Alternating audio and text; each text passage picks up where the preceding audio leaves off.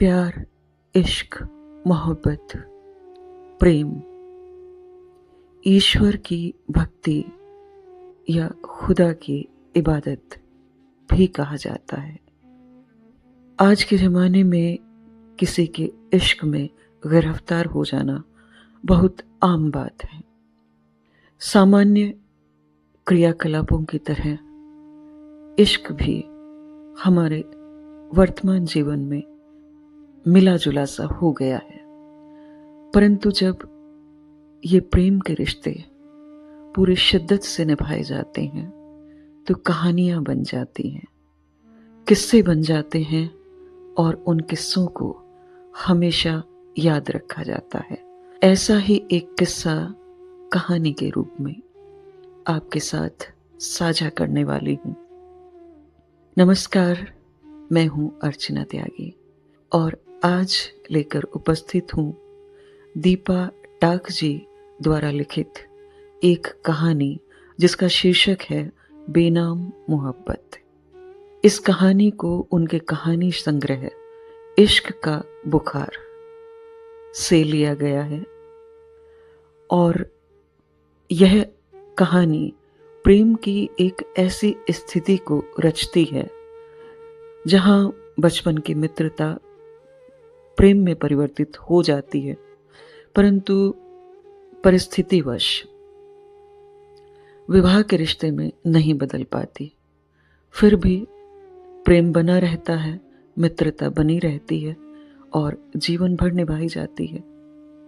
बस इसी प्रेम को, इसी शाश्वत सत्य को प्रस्तुत कर रही हूं बेनाम मोहब्बत के माध्यम से।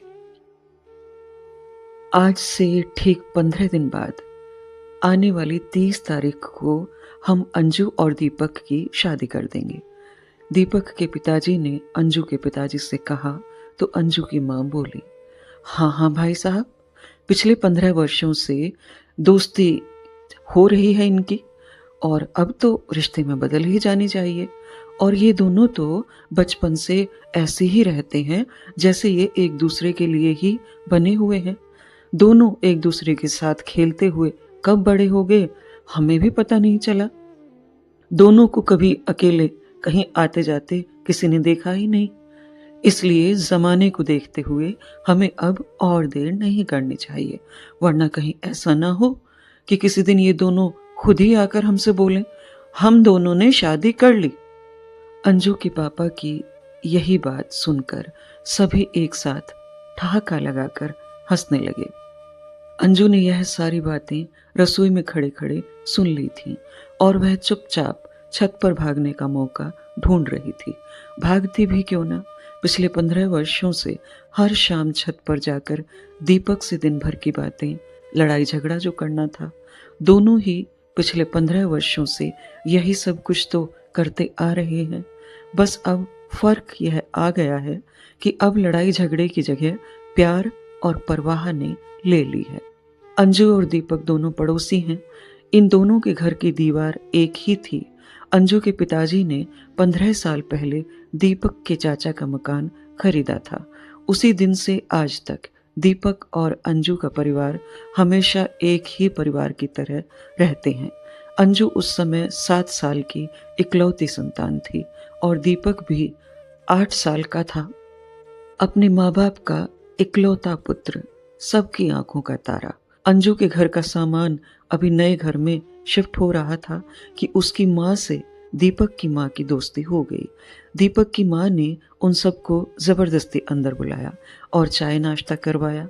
दीपक और अंजू उस समय खाना खा रहे थे। फिर तो बाकी क्या था, वो दिन है और आज का दिन कि अंजू और दीपक दोनों एक दूसरे के घर में ही घूमते खाते बड़े हुए हैं। रिश्ता तो तय जब हो गया था जब वे दोनों 12वीं कक्षा में पढ़ते थे। आज शादी की औपचारिक तिथि भी दुनिया वालों के लिए घोषित हो गई थी, क्योंकि दीपक और अंजू ने जब से होश संभाला तब से यही समझते आ रहे थे कि वे दोनों एक दूसरे के लिए ही बने हुए हैं। दोनों एक जिस्म दो जान हैं। पूरा मोहल्ला, शहर, कॉलेज सभी जानते थे कि इन दोनों का रिश्ता तय है। जो भी करते हैं पर शादी जरूर करेंगे।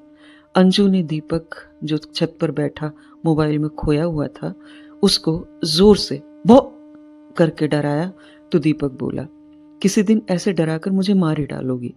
अंजू ने कहा, ऐसे कैसे मर जाओगे?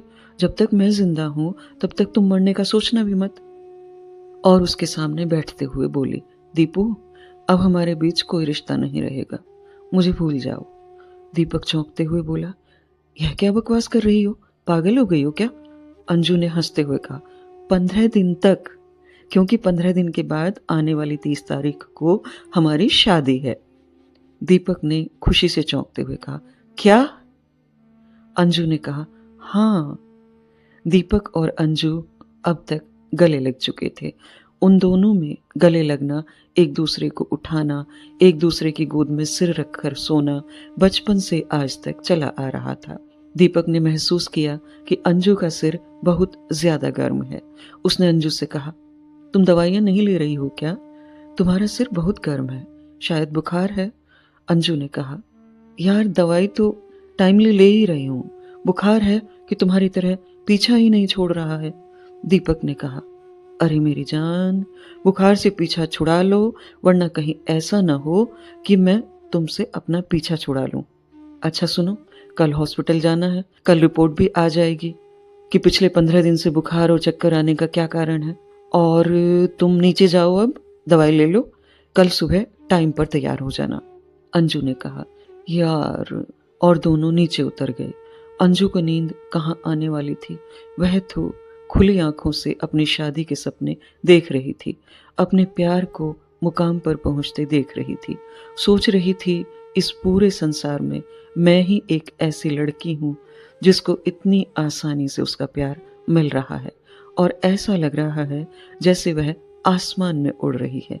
उड़े भी क्यों नहीं? दीपक जैसा सुंदर, सजीला, खानदानी, कमाऊ, माँ बाप का इकलौता बेटा, और वो भी उसके ही प्यार में पागल दोस्त जो अब उसका पति बनने वाला है। यह सोचते सोचते कब उसकी आंख लग गई पता ही नहीं चला। उसकी आंख तो माँ के हिलाकर उठाने पर ही खुली। माँ ने कहा, अंजू, 7:30 बज गए, अभी 9 बजते ही दीपक हॉर्न देना शुरू कर देगा, और जब तक तू नहीं जाएगी वो हॉर्न बंद नहीं करेगा। पूरा मोहल्ला अपनी खिड़कियों से झांकेगा। माँ बचपन में साइकिल की घंटी और अब कार व बाइक का हॉर्न सिर्फ एक ही बार बजाने का कहती हैं। अंजू बोलती, लगातार उसके लिए हॉर्न बजाने में उसे मजा आता है, ताकि वह सारे काम छोड़कर जल्दी से उसके पास आ सके। भगवान ही मालिक है तुम दोनों का। माँ ऐसा बड़बड़ाते हुए चली गईं। अंजू नहा धोकर तैयार हो चुकी थी। नाश्ते के लिए जैसे ही सैंडविच हाथ में लिया, बाहर हॉर्न बजने लगा। अंजू ने एक सैंडविच अपने मुंह में रखा और दूसरा दूसरे हाथ में। अरे वाह, आज तो बड़ी जल्दी तैयार हो गई, दीपक ने कहा। अंजू बोली, सिर्फ तैयार हुई हूं, नाश्ता तो तुमने करने ही कहाँ दिया। दीपक ने कहा, मैंने भी नाश्ता कहाँ किया है, वैसे भी तुम्हारे दूसरे हाथ वाला सैंडविच मेरे लिए ही तो लाई हो ना। तुम्हारे साथ बाइक पर ऐसा नाश्ता करने का जो मजा है वो कहीं और कहाँ। इसके पहले कुछ और वह कहता, अंजू ने उसके मुंह में सैंडविच ठूंस दिया। दोनों थोड़ी देर में हॉस्पिटल पहुंच गए। डॉक्टर के केबिन में जैसे ही वे अंदर घुसे, डॉक्टर ने कहा, आओ दीपक, मैं तुम्हारा ही इंतजार कर रहा था। दीपक और अंजू ने एक दूसरे की आंखों में देखते हुए क्यों का इशारा किया और दोनों डॉक्टर के सामने बैठ गए। दीपक ने कहा, सर, इसका बुखार उतर ही नहीं रहा है। डॉक्टर ने थोड़ा गंभीर होते हुए कहा, दीपक, इस बुखार को अब उतरने में कुछ ज्यादा समय लगेगा। दीपक ने डरते हुए पूछा, ऐसा क्यों? डॉक्टर ने कहा, हमने जो टेस्ट करवाया था वो पॉजिटिव आया है। दीपक चौंकते हुए बोला, क्या? डॉक्टर ने कहा, हाँ दीपक, अंजू को कैंसर है, और वो भी बच्चेदानी का, लास्ट स्टेज पर। इतना सुनते ही दीपक और अंजू के पैरों तले जमीन खिसक गई। डॉक्टर ने दीपक को धैर्य बंधाते हुए कहा, डोंट वरी दीपक, अब टेक्नोलॉजी बहुत एडवांस है, बस बच्चेदानी को तुरंत रिमूव कर देंगे और सब ठीक हो जाएगा। दीपक ने कहा, सर, आप आज ही ऑपरेशन कर दीजिए। अंजू बोली, दीपक, पहले घर चलो, मुझे अभी घर जाना है। और उसकी आंखों से आंसू बहने लगे। दीपक ने उसके आंसुओं को अपने हाथों से पोंछते हुए कहा, पागल, रो क्यों रही हो? मैं हूं ना तुम्हारे साथ, तुम्हें कुछ नहीं होने दूंगा। और वह उसे पूरे रास्ते समझाता रहा कि उसे कुछ नहीं होगा, मगर अंजू तो जैसे मूर्ति ही बन गई थी, न हाँ न ना। दीपक जैसे ही अंजू के साथ घर में घुसने लगा तो अंजू बोली, दीपक, अभी तुम घर जाओ, मैं तुमसे बाद में बात करूंगी। दीपक ने कहा, मुझे आंटी से बात करनी है। तो अंजू ने गुस्से में कहा, अभी घर जाओ प्लीज। दीपक चुपचाप अपने घर चला गया। दीपक की मां ने दीपक के चेहरे की गंभीरता को देखते हुए उसे छेड़ा, दीपक, कहीं डॉक्टर ने यह तो नहीं कह दिया कि मैं दादी बनने वाली हूं? दीपक बोला, मां, अगर डॉक्टर ऐसा कहता तो मैं उछलते हुए घर में आता, ये लटका हुआ मुंह लेकर नहीं। और उसने अपनी मां का हाथ पकड़कर अपने पास बैठाते हुए कहा, मां, मुझे नहीं पता यह सब कैसे हो गया, और मैंने उसे झूठी तसल्ली तो दे दी, जबकि मैं खुद जानता हूं कि यह सब इतना आसान नहीं है, बहुत रिस्की है। उसकी मां बोली, मेरा बीपी क्यों बढ़ा रहा है? बता तो सही क्या हुआ है? दीपक ने कहा, मां, अंजू को बच्चेदानी का कैंसर है, और वो भी लास्ट स्टेज पर। मां ने चक्कर खाते हुए कहा, क्या? ऐसा कैसे हो सकता है? नहीं नहीं नहीं, ऐसा नहीं हो सकता। दीपक, तुझे पता है बच्चेदानी के कैंसर का मतलब? तुझे पता है ना क्या होता है? दीपक ने कहा, हाँ मां, पर अब हमारे पास ज्यादा वक्त नहीं है, जल्दी ही ऑपरेशन करवाना पड़ेगा, नहीं तो अंजू की जान को खतरा है। तू चिंता मत कर, सब ठीक हो जाएगा, मां ने कहा। दीपक हाँ में सिर हिलाकर अपने कमरे में चला गया। दीपक सोचते सोचते सो गया। जब उसकी आंख खुली तो शाम के 5 बज रहे थे। उसने अंजू को कॉल किया पर कोई जवाब नहीं आया, तो वह चाय पीकर घर से बाहर किसी दोस्त के यहाँ जाने का कहकर निकल गया। और शाम को जब तक वह घर आया तब तक अंधेरा हो चुका था। वह चुपचाप रोज की भांति छत की सीढ़ियां चढ़कर बोला, ये क्या, हमेशा देर से आकर डराने वाली आज जल्दी आ जाएगी। पहले पता होता तो मैं भी डराकर आज का अपना हिसाब बराबर कर देता। पर अंजू ने उसकी बात पर कोई प्रतिक्रिया नहीं दी। दीपक ने कहा, अरे भाई, मैं अभी मेरे दोस्त जो गायनेकोलॉजिस्ट है उससे मिलकर आ रहा हूँ। उसने मुझे बताया है कि टाइम से हम यूट्रस को रिमूव करवा देंगे तो कोई दिक्कत नहीं होगी। रोते हुए अंजू ने कहा, कोई दिक्कत कैसे नहीं होगी? तुम्हें पता है इससे मैं कभी मां नहीं बन पाऊंगी, और तुम्हारी दालचीनी और मेरे गुलाब जामुन का क्या होगा? दीपक ने कहा, यार, हम दालचीनी और गुलाब जामुन गोद ले लेंगे, बस इतनी सी बात। अरे मेरी जान, तुम हो तो मेरे लिए सब कुछ है। अंजू बोली, दीपक, तुम जितना इजी ले रहे हो ना, उतना इजी है नहीं। और वह दीपक के गले लगकर रोते रोते बोल रही थी, देखो ना दीपक, हमने कल ही तो शादी, घर, परिवार और बच्चों के सपने देखे थे, और आज टूट भी गए। दीपक ने गुस्सा होते हुए कहा, कोई सपना नहीं टूटा है, और तुम भी मत टूटो, जल्दी ही सब पहले जैसा हो जाएगा। तभी छत पर दीपक, दीपक की आवाज आई। यह आवाज दीपक के बाबूजी की थी। दीपक उससे बाद में आने की बात कहकर जल्दी से नीचे भागा। उसके माँ पिता दोनों आपस में झगड़ रहे थे। दीपक ने कहा, आज दोनों क्यों और किस बात पर झगड़ रहे हो? प्लीज, हुआ क्या है, मुझे बताओ तो। दीपक की माँ ने कहा, ये कह रहे हैं कि एक बांझ इस घर की बहू कभी नहीं बन सकती। दीपक बहुत ही गुस्से में बोला, ये क्या बकवास कर रहे हो पापा? दीपक के पिताजी ने कहा, जो लड़की कभी मां नहीं बन सकती उसको बांझ नहीं कहेंगे तो और क्या कहेंगे? दीपक ने कहा, पापा, आप कौन से जमाने की बात कर रहे हैं? मुझे आपसे ऐसी उम्मीद नहीं थी, और मैं कभी सपने में भी नहीं सोच सकता कि मेरे पापा ऐसी बात सोच सकते हैं। दीपक के पिताजी ने कहा, चाहे तू कुछ भी कह ले, अंजू अब इस घर की बहू नहीं बनेगी। दीपक की मां ने कहा, प्लीज आप ऐसा मत कहिए। दीपक और अंजू बचपन से एक दूसरे के साथ रहते और जीते आए हैं। आप भी तो अंजू को बचपन से ही इस घर की बहू मानते आए हो। आज अचानक एक बीमारी के आ जाने से आपके लिए वो पराई कैसे हो गई? आपके सामने उसकी एक बीमारी के आगे सारे अच्छे गुण फीके पड़ गए। दीपक ने भी कहा, पापा, अगर यही बीमारी उसे शादी के बाद हो जाती तो आप क्या करते? उसके पिताजी ने सकपका कर कहा, मुझे नहीं पता, मैं तो बस इतना जानता हूं कि अंजू मेरे घर की बहू नहीं बनेगी। दीपक ने भी गुस्से में कहा, आपको जो करना है कर लो, मैं तो अंजू से ही शादी करूंगा। मैंने उसके बिना अपने जीवन की कल्पना ही नहीं की है। मैं उसके बिना एक पल भी नहीं जी सकता। मैंने उससे ताउम्र प्यार करने और परवाह करने का वादा किया। उसके साथ बचपन से बुढ़ापे तक के साथ में सपने देखे हैं और दिखाए हैं। आज एक छोटी सी बीमारी की वजह से मैं उसका साथ छोड़ दूं, अपने सारे वादे तोड़ दूं, अपने सीने में अंजू नाम का जो दिल धड़कता है उसे निकालकर फेंक दूं? तो ऐसा नहीं हो सकता। यह कहकर दीपक अपने कमरे में चला गया। थोड़ी देर बाद उसकी माँ ने चिल्लाते हुए कहा, दीपक, दीपक, देख तेरे पापा कमरे का दरवाजा नहीं खोल रहे हैं। दीपक दौड़कर बाहर आया और जोर जोर से दरवाजा खटखटाने लगा।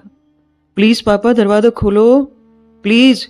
उधर से कोई आवाज नहीं आई तो वह जोर जोर से दरवाजा खटखटाने लगा और माँ बेटे का दिल आशंका से भर गया। दीपक ने कहा, पापा प्लीज, आप दरवाजा खोल दीजिए, जो आप कहोगे मैं वही करूंगा। तब तक अंजू का पूरा परिवार भी वहां आ चुका था। अंजू के पापा ने कहा, यार मेहरा, जो तू चाहेगा वही होगा। आखिर दीपक के पिताजी ने दरवाजा खोल दिया। दीपक ने उन्हें गले लगाकर कहा, पापा आप ठीक हो ना? मेरी तो जान ही निकल गई थी। प्लीज आप दोबारा ऐसा कुछ मत कीजिएगा। आप जो चाहेंगे वही होगा। दीपक के पापा ने हाँ में सिर हिलाया और अंजू के पापा को हाथ जोड़कर बोला, यार मुझे माफ कर दे, अंजू को मैं अपने घर की बहू नहीं बना सकता। अंजू के पापा बोले, कोई बात नहीं यार, ऊपर वाला जो चाहता है वही होता है। और वे सभी अपने घर वापस चले गए। खैर उस रात सोए सब थे, पर नींद किसी को भी नहीं आई थी। सुबह होते ही अंजू के पापा ने कहा, बेटा अंजू, तुम जल्दी से तैयार हो जाओ, हमें हॉस्पिटल जाना है। अंजू ने कहा, पापा आप ऑफिस चले जाओ, मैं दीपक के साथ चली जाऊंगी। ऐसा बोलते बोलते अचानक रुक सी गई। उसके पापा ने कहा, बेटा अब तुम्हें अपने काम खुद करने की आदत डालनी होगी।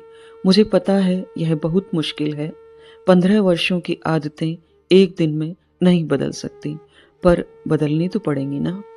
अंजू ने अपनी आंखों से बाहर आ रहे आंसुओं को रोकते हुए कहा, पापा डोंट वरी, आपकी बेटी बहुत मजबूत है, जल्दी ही अपनी आदतें बदल लेगी।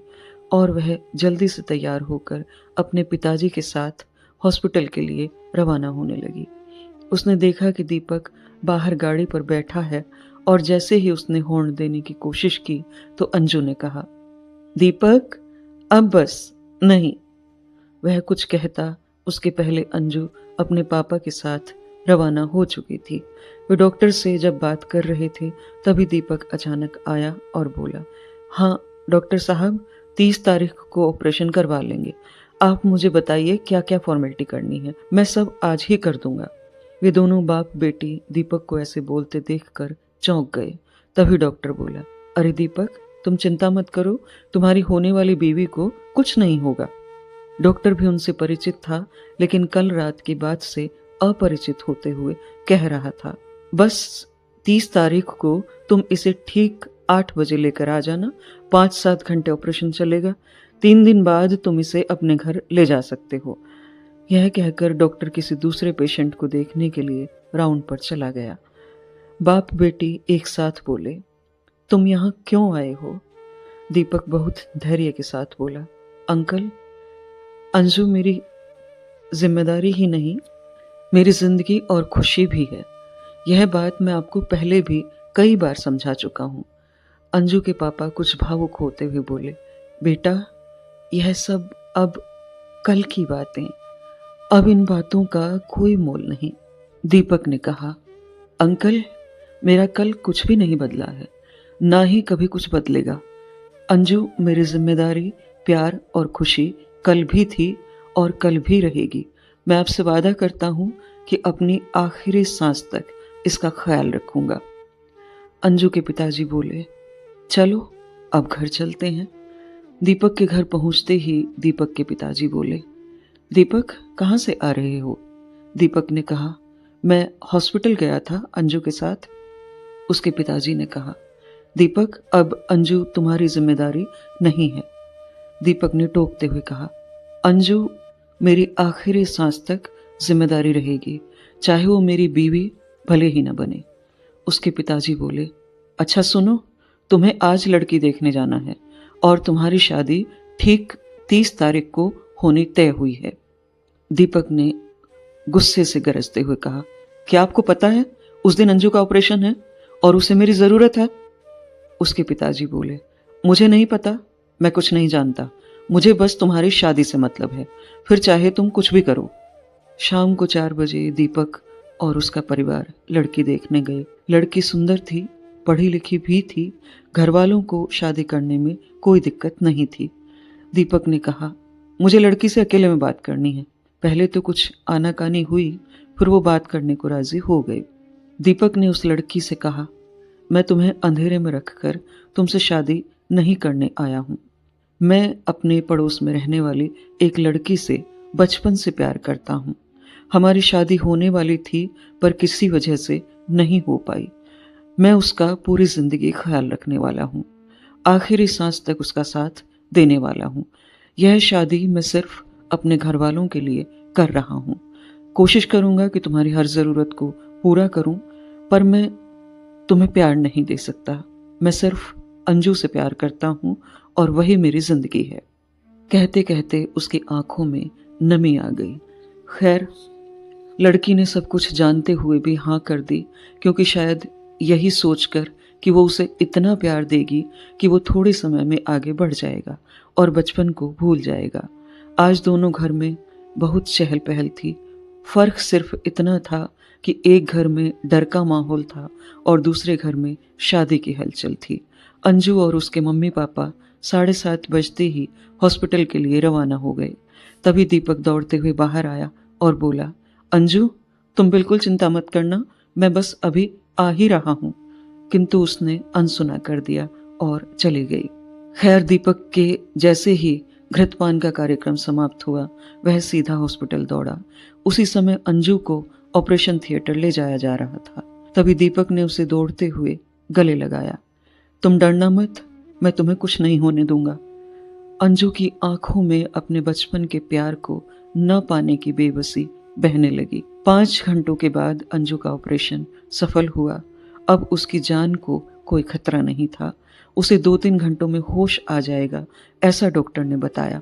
दीपक और अंजू के माता पिता ने थोड़ी चैन की सांस ली। अंजू की माँ ने कहा, दीपक बेटा अब तो बैठ जा, पिछले 5 घंटों से अपने पैरों पर सीधे खड़ा है, जैसे तू ही ऑपरेशन कर रहा है।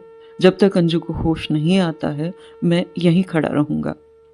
अंजू के पापा बोले, दीपक आज तुम्हारी शादी है, प्लीज तुम जाओ, हम लोग हैं ना यहाँ।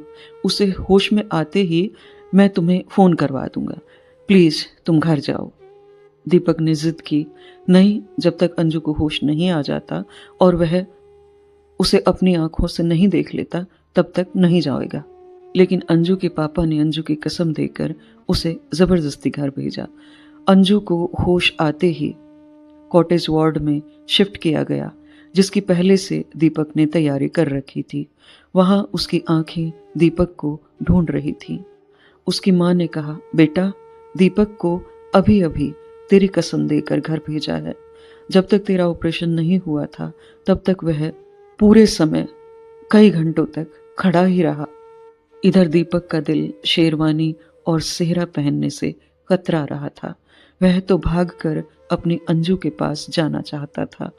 वह कुछ सोचता इसके पहले ही पिताजी ने कहा, जल्दी करो, बारात का समय हो गया है, घोड़ी भी आ गई है।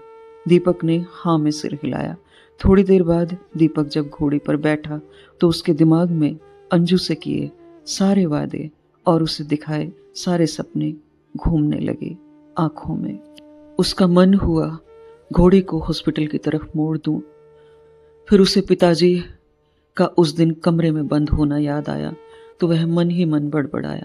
थोड़ी देर बाद बारात पहुंच गई और फेरे हो गए। तभी पंडित जी ने कहा, बेटा शादी एक ही बार होती है, फोन तो उम्र भर चलाना है। वह बोला कुछ नहीं क्योंकि उसके पास अंजू से सिवाय फोन पर बात करने के और कुछ नहीं बचा था। उसकी तबीयत पूछने के अलावा उसके पास कोई चारा नहीं था। खैर शादी सही तरीके से निपट गई, पर दीपक को कुछ पता नहीं क्योंकि वह तो अंजू में ही उलझा हुआ था। नई नवेली दुल्हन घर में आ गई। उसके घर में खुशियां ही खुशियां थी और अगर कोई गम में डूबा था तो वह था सिर्फ दीपक, जो बाहर से बहुत शांत दिख रहा था किंतु अपने अंदर वह दर्द का सैलाब लिए बैठा था। दीपक ने घर में घुसते ही सीधे अपने कमरे में प्रवेश किया और कपड़े बदलकर तीर की तरह सीधे हॉस्पिटल पहुंच गया। जाकर अंजू से बोला, अब तो तुम खुश हो ना? हो गया तुम्हारी मर्जी से सब कुछ? अंजू के माँ बाप सवालिया नजरों से अंजू को देखने लगे। तब दीपक ने बताया, जब उस दिन पापा ने अपने आप को कमरे में बंद किया तभी अंजू ने मुझे फोन पर कसम दी थी, तुम पापा की बात मान लो और शादी कर लो, वरना मैं अपना ऑपरेशन नहीं करवाऊंगी, इसलिए मैंने शादी की है।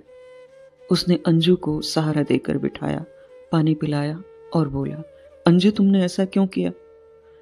देखा ना, मुझे जब तुम्हारे साथ और तुम्हारे पास होना चाहिए था तब मैं वहां किसी और के साथ फेरे ले रहा था। मुझे माफ कर दो अंजू, मैं तुम्हारा गुनहगार हूं। अंजू के पापा बोले, देखो जो हो गया उसे अब बदला तो नहीं जा सकता और ऊपर वाला जो भी करता है अच्छे के लिए ही करता है, इसलिए तुम अपने दिल पर इतना बोझ मत रखो। अब तुम अंजू की चिंता छोड़ो और जिसको ब्याह कर लाए हो उसके बारे में सोचो। तुम घर जाओ, तुम्हें यहाँ नहीं होना चाहिए। दीपक ने गुस्से में कहा, मुझे कोई फर्क नहीं पड़ता कि कौन मेरे बारे में क्या सोच रहा है। जब तक अंजू को छुट्टी नहीं मिल जाती मैं इसके साथ यहीं पर रहूंगा। अंजू बोली, तुम्हारा दिमाग खराब हो गया है, अब मैं ठीक हूं, तुम घर जाओ, अभी तुम्हारी वहां जरूरत है। दीपक ने कहा, मेरी जरूरत अभी सिर्फ तुम्हें है। अंजू बोली, दीपक जिद छोड़ो, तुम्हारी शादी हो चुकी है, अभी तुम घर जाओ, तुम्हें मेरी कसम, मुझे कोई जरूरत होगी तो तुम्हें फोन कर दूंगी। खैर थोड़ी देर बाद बहुत सारी हिदायतें देकर वह घर चला गया। घर गया तो पिताजी की आंखों में गुस्सा और माँ की आंखों में चिंता साफ दिख रही थी। उससे किसी ने कुछ कहा तो नहीं और शादी की जो बाकी रस्में थी वो उसने निभाई। आज उसकी सुहागरात भी थी, उसने जिम्मेदारी समझकर उसे भी निभाया क्योंकि अंजू ने शादी से पहले ही उससे वादा ले लिया था, तुम अपनी होने वाली बीवी को वो सारे अधिकार दोगे जो तुम मुझे देना चाहते थे। सुबह होते ही दीपक तैयार होकर हॉस्पिटल चला गया। इतनी सुबह दीपक को देखते ही अंजू बोली, क्यों रात को नींद नहीं आई जो इतनी सुबह चले आए? दीपक ने उसे छेड़ते हुए कहा, नींद तो बहुत आ रही थी पर तेरे खर्राटों ने मुझे सोने नहीं दिया। और सभी हंसने लगे। अंजू की माँ ने अपने पति से कहा, दोनों साथ में कितने अच्छे लगते हैं ना, जाने किसकी नजर लग गई मेरे बच्चों को। उसके पिताजी ने बात बदल कर कहा, दीपक डॉक्टर कह रहे थे कि सब ठीक है, 2 दिन में छुट्टी हो जाएगी और 15 दिन बाद वापस दिखाना है। दीपक बोला, दैट्स ग्रेट न्यूज। अंजू सिर्फ दीपक के चेहरे को निहार रही थी और सोच रही थी कि भावनाओं का भगवान के आगे कोई मोल क्यों नहीं होता। आज 3 दिन बाद अंजू को हॉस्पिटल से छुट्टी मिली। अंजू और उसके माँ बाप गेट पर पहुंचे तो क्या देखा कि दीपक आरती की थाली लेकर उसका स्वागत करने के लिए खड़ा है। अंजू की माँ ने पूछा, बेटा यह क्या है? दीपक बोला, मौत के मुंह से बचकर घर लौटी है तो इतना तो हक बनता ही है। और उसने आरती उतारकर उसे घर में ले लिया। घर बहुत साफ सुथरा लग रहा था, लगेगा भी क्यों नहीं, दीपक ने जो सफाई की थी। अंजू को जब वह कमरे में लेकर गया तो अंजू के चेहरे पर बहुत प्यारी सी मुस्कान खिलने लगी। अंजू ने कमरे की सजावट को देखकर कहा, ये तुमने कब किया? दीपक ने कहा, सवेरे से यही कर रहा था। खैर, मेरा यह आइडिया काम कर गया और मैं तुम्हारे चेहरे पर रूठी हुई मुस्कान लाने में कामयाब रहा। उसने उसे बिस्तर पर लिटाया। तभी दीपक की माँ नाश्ता लेकर आई और बोली, बहन जी, माफ़ करना, मैं अंजू को देखने हॉस्पिटल नहीं आ पाई, क्योंकि आपको तो पता ही है। बात को बीच में ही काटते हुए अंजू की माँ बोली, कोई बात नहीं बहन जी, मुझे पता है, और दीपक तो बराबर वहाँ था ना, इसकी वजह से आज अंजू घर आ पाई है। अगर यह न होता तो। तभी दीपक की माँ बोली, होता क्यों नहीं, अंजू इसकी दोस्त थी, है और हमेशा रहेगी। भले ही रिश्ते का नाम बदल गया हो, दीपक हमेशा अपनी दोस्त की जिम्मेदारी निभाएगा। इतना सुनकर अंजू की माँ ने उन्हें गले लगा लिया। दीपक की माँ ने माहौल को हल्का करते हुए कहा, आप लोगों के लिए नाश्ता लेकर आई हूँ, पहले आप नाश्ता कर लो, ठंडा हो जाएगा। और वह एक प्लेट नाश्ता लेकर अंजू के कमरे में गई, जहां दीपक पहले से मौजूद था। उसकी माँ ने कहा, ले, अंजू को नाश्ता करवा दे और सारी दवाइयाँ इसे समझाकर एवं देकर ही आना। तुझे तो पता ही है कि दवाई लेने में कितनी आलसी है। और उसके सिर पर प्यार से हाथ फेर कर चली गई। दीपक के पिताजी दीपक की माँ से कह रहे थे, आज शादी को 20 दिन हो गए, मगर बरखुरदार को अंजू की तीमारदारी से फुर्सत नहीं। पता है लोग क्या क्या बातें बना रहे हैं पूरे मोहल्ले में। मुझे देखते ही फुसफुसाहट शुरू हो जाती है। तुम्हारे बेटे को तो जैसे कोई फर्क ही नहीं पड़ता, सुबह शाम उसी की देखभाल में लगा रहता है। दीपक की माँ ने हंसकर कहा, आपने ही तो जिद की थी, एक बार शादी कर ले, फिर जो चाहे करना। और अंजू से सिर्फ शादी का रिश्ता टूटा है, दोस्ती का बचपन का नहीं। और अगर एक दोस्त बीमार है तो दूसरा दोस्त उसके पास जाएगा ना। और आपके कहने से उसने शादी तो कर ली है। अगर उस पर ज्यादा दबाव बनाया तो कहीं ऐसा ना हो हम हमेशा के लिए अपने बेटे को खो दें। यह सुनकर दीपक के पिताजी बिना कुछ बोले चुपचाप वहां से चले गए। अब अंजू ने नौकरी भी हासिल कर ली थी। दीपक और अंजू के रिश्ते में अब भी दोस्ती की महक वैसी ही थी। दोनों में ऐसे ही हर शाम छत पर बातें होती थीं, साथ में सुख दुख बांटे जाते, एक दूसरे का जन्मदिन मनाया जाता। अंजू दीपक के सुखद गृहस्थी और अच्छे पति बनने के उसे टिप्स देती रहती और वह कहता, जो हुक्म मेरे आका। और इस प्रकार वक्त धीरे धीरे बीतने लगा। एक दिन शाम को अचानक फोन आया कि अंजू के पिताजी का एक्सीडेंट हो गया। तुरंत अंजू ने दीपक को फोन किया और दोनों माँ को लेकर हॉस्पिटल पहुंचे। वहां जाकर देखा तो पिताजी की हालत बहुत सीरियस थी। किसी कार वाले ने उनको टक्कर मार दी थी। ऑफिस वाले बाबूजी उन्हें हॉस्पिटल लेकर आए थे।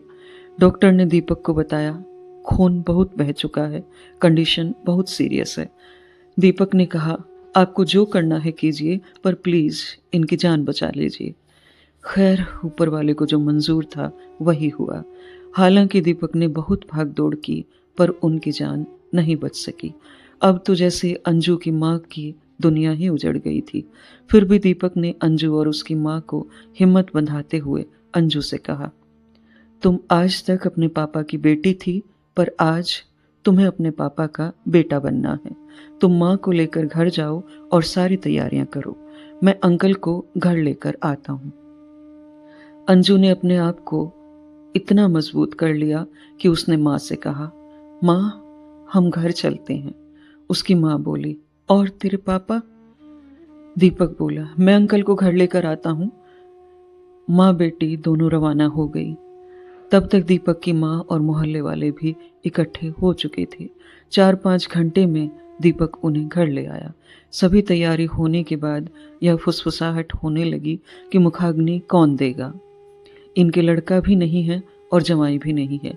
उनमें से किसी ने बोला, दीपक, तू ही मुखाग्नि दे दे, क्योंकि बेटे और जमाई दोनों की जिम्मेदारी तू ही निभा रहा है। दीपक ने कहा, ऐसी कोई बात नहीं है। रही बात मुखाग्नि देने की, तो वो अंजू ही देगी। लोगों ने थोड़ी देर आनाकानी की, किंतु अंत में सब तैयार हो गए और अंजू ने अपने पिता को मुखाग्नि दी। अंजू को वैसे तो हमेशा ही दीपक के साथ गर्व महसूस होता था, पर आज जो दीपक ने किया उससे उसे लगा कि पिछले अच्छे कर्मों का फल है जो उसे दीपक का साथ मिला है। आज अंजू के पिताजी को गए बराबर 1 वर्ष हो गया है। अंजू अपने पिताजी की तस्वीर के आगे हाथ जोड़कर उनसे बात कर रही थी। उसकी माँ ने कहा, तेरे पिताजी कह रहे हैं कि तुझे अब शादी कर लेनी चाहिए। जैसे तेरे पिताजी छोड़कर चले गए, अगर वैसे ही किसी दिन मैं भी चली गई तो अकेले इस संसार में क्या करोगी? तभी दीपक बोला, हाँ आंटी सही तो कह रही हैं, अब इसे शादी कर लेनी चाहिए।